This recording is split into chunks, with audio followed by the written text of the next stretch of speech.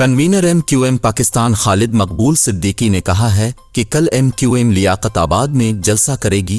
जलसे में आइंदा के लाइहा अमल का ऐलान होगा। खालिद मकबूल सिद्दीकी ने निगरां हुकूमत पर भी सवालात उठा दिए। कराची में प्रेस कॉन्फ्रेंस करते हुए खालिद मकबूल सिद्दीकी का कहना था कि कल का जलसा कराची का नहीं, सिर्फ लियाकताबाद का जलसा होगा। 35 सालों में लोगों ने MQM को अपने मैंडेट से नवाजा है।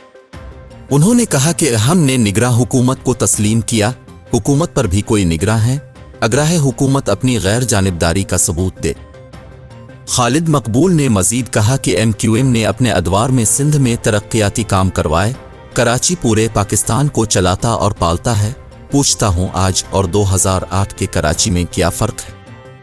अक़वाम मुत्तहिदा से इस शहर के नाम पर पैसा लिया जाता है। निकालो अदादो शुमार, कौन सा शहर कितना टैक्स देता है।